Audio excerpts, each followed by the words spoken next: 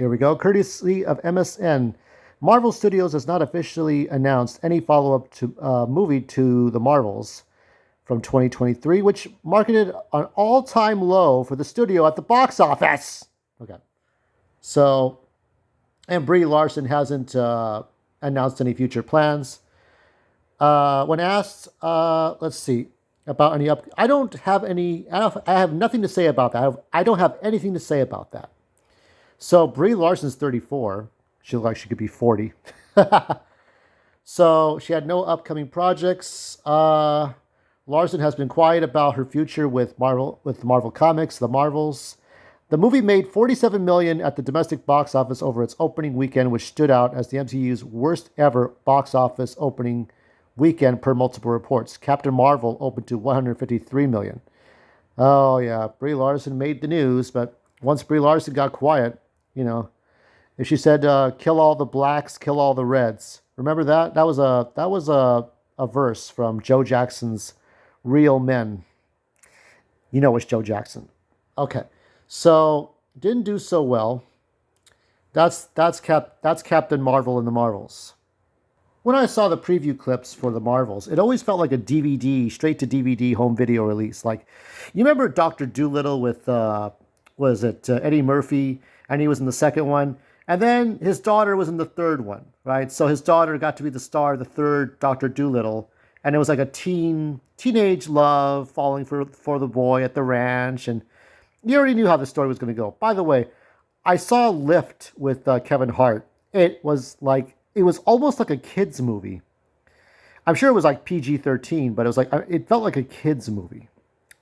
It's like if there was a greater Kevin Hart movie, Lift felt like a lesser movie. And I was thinking of like the one with Martin Lawrence and Danny DeVito. They were in a movie together. Yes. So when I see the preview clips for this movie that I never went to go see, this felt like if the greatest movie was Civil War or Avengers Age of Ultron or Avengers Infinity War, this was like 5 years later, 6 years later, here's this movie. That kind of seems like an Avengers movie because Nick Fury, Mr. Samuel L. Jackson himself, is in the movie, but it just feels like a DVD release. There's no all soft punches. All punches are pulled. It's a cute movie, and it really doesn't do anything for anybody. And it doesn't empower the women, and it doesn't help. It doesn't do anything. It's not helping. When is Madam Web coming to streaming? The film will not be on Disney Plus. Well, because it's a Sony movie, but if it was that good, I'm sure they would want to include it, but no. The Beautiful Disaster of Madam Web explained from Forbes. Comic book movie, Madam Web bombs at the box office worldwide. I heard a lot of chatter that Chris Stuckman didn't want to talk bad about the movie. I don't know. I don't know what's going on with that guy. That's his own prerogative, but, you know, there are bad movies and there are good ones. And, you know, I don't know if it's his diversity check or what. I mean, but Roger Ebert defended Asians to be cowboys in movies, and he still would, like, say, if this movie sucks, then the movie sucks. Madam Web star Dakota Johnson's unhinged press tour. I see. And you still remember that, what was it, that interview? Yeah, so there's the Sydney Sweeney as supposed to be Spider-Girl, Spider-Woman. And the guy asked her, the kooky millennial guy with glasses on, okay? The guy that interviews her looks like every white dude and every Latino, light-skinned Latino with those kind of horn-rimmed glasses. And he's got, like, maybe he'll wear, let's check the boxes here. He's got pastel color shirt, dress shirt, check. Maybe a vest, check. Maybe he's got a goatee or not, facial hair. But if he has a facial hair, then he'll be styled in a certain way. That it's coffee shop friendly. Check. Goes to the coffee shop all the time. Check. Says nice things all the time. Check, check, check, check, check. Okay. He's got a blazer over his t-shirt. Check, check, check. Okay. So this guy that interviews Dakota Johnson looks like every fucking millennial new gen types that I've seen like cloned 1,000 times. Like, okay, this guy, whoever this guy is, Mr. Millennial interviews Dakota Johnson. Fill in the blank, copy and paste character guy. Okay. If he's dead, then you can replace him with another guy that looks just like him. Okay. So, but Dakota Johnson, what was her answer? So it was clear she was doing this for the fucking money, or I heard the reports that she was doing this for the MCU, and the MCU was not in the deal. It was just Spider Verse. Okay, you got Craven the Hunter, you got Morbius, and you got Venom, in which I defend Venom for other reasons, but I like Venom a bit.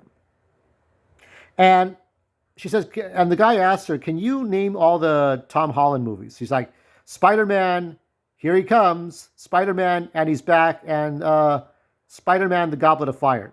Now, if Joey Diaz did that, which is cute because Joey Diaz only got like, you know, 40 seconds or to a minute in Spider-Man 2. But you ask him what to name all the comic book movies, he's not going to try that. Why should he try to name all the comic book movies? Joey Diaz could care fucking less about the comic book movies. But that's Joey Diaz. Nobody expects him to suit up as Superman and star in the next movie. There's no fucking way. But with Dakota, she's in it. And everybody will say, "Oh, she doesn't care about the comic books, she cares about the money." That probably wouldn't be too far from the truth. But if all you care about is money, then give it to someone else. Someone else could have done it. So these female teen superhero shows did not work as well as expected. Even Birds of Prey didn't do well. And the Birds of Prey, I like that one the most. And Birds of Prey and Annihilation are my two favorite female-led group movies. I go back to my work, and these are the two characters, Olivia the cat, or Olivia Daniels, but mostly just Olivia. And there's Rosemary. Now, I did this story last year because I wanted to revive my fictional characters. In this, Rosemary and her four friends are bounty hunters. They're bounty hunters, licensed bounty hunters or bail bondswomen. Here's the insignia.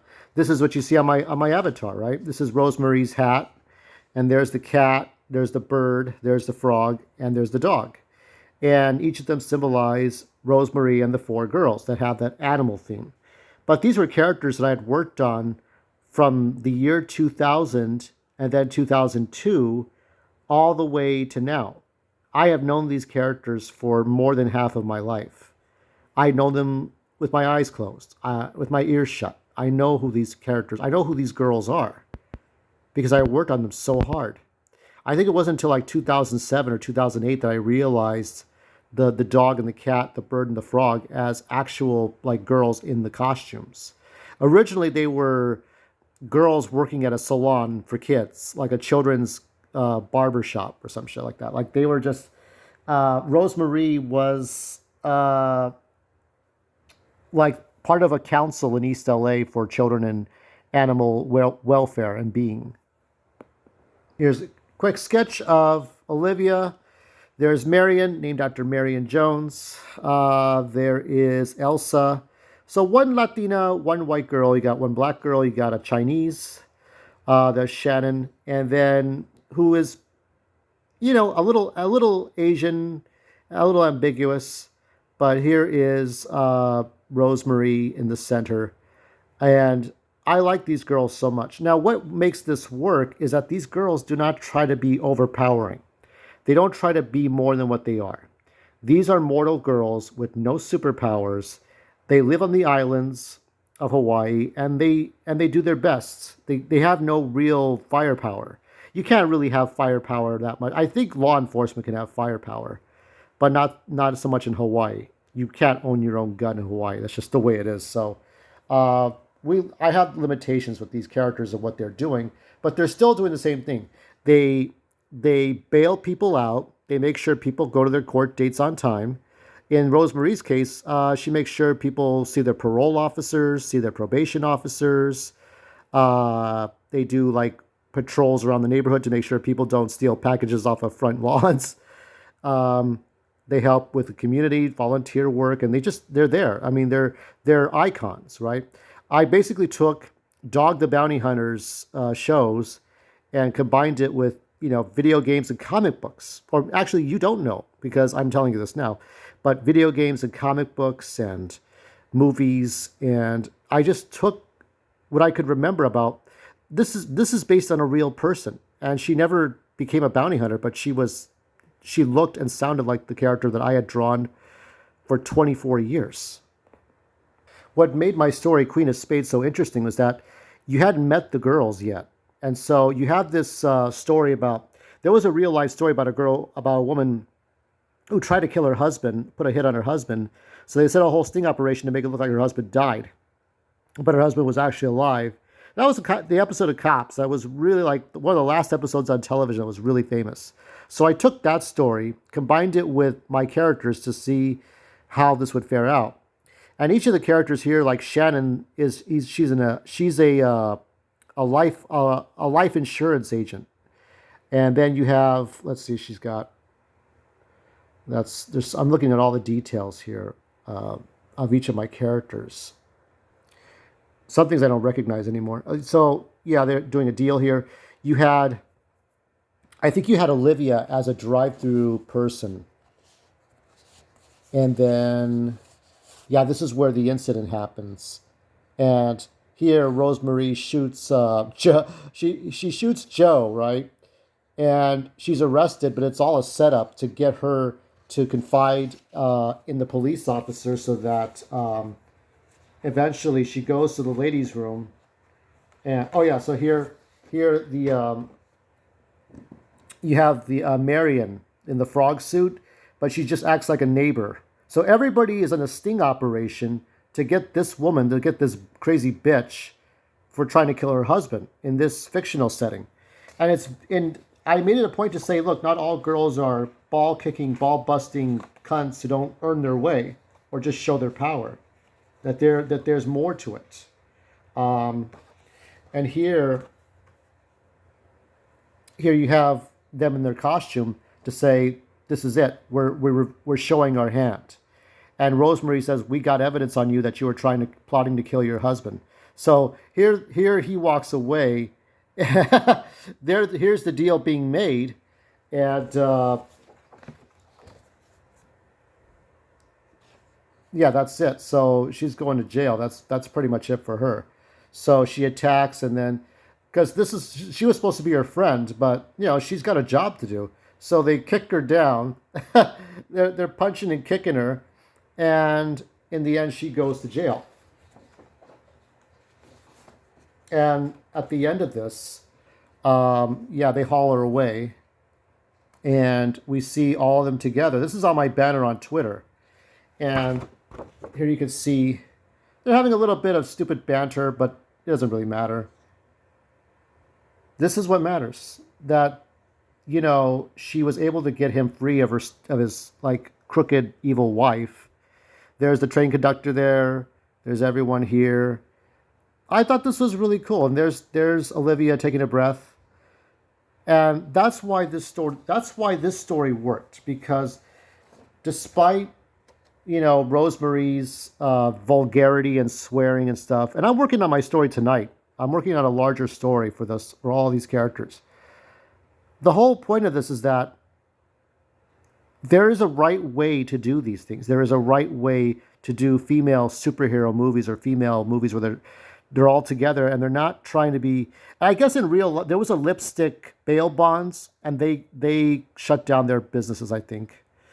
But I know it's possible. If I can write it and it's possible, and there's no superpowers, and all these girls use taser guns and hydraulic pump boxing gloves to knock out people or whatever, like all these different weird gadgets instead of guns. But if it's possible for girls to do something, and I also demonstrate that they don't have upper body strength. They use their lower legs. They have to make up for that in firepower. They're not all powerful. They have limits. Rosemary has limits, and I know that she does. I don't try to pretend that she's bigger than what she is. But she has to do her job, too, at the same time. And she shows compassion. Like Dog the Bounty Hunter, she shows compassion. Dwayne, I think his name is Dwayne Hunter or whatever his name is. She shows compassion, but she will pull a weapon on you if you're supposed to be in court, seeing your judge, and you're not doing what you're supposed to do. That's the character I wrote, and that's what I'm happy with. And in conclusion, I'm tired of these commercially fed superhero movies. They're annoying. and more should be done. And I'm glad I skipped out on Madam Web and the Marvels.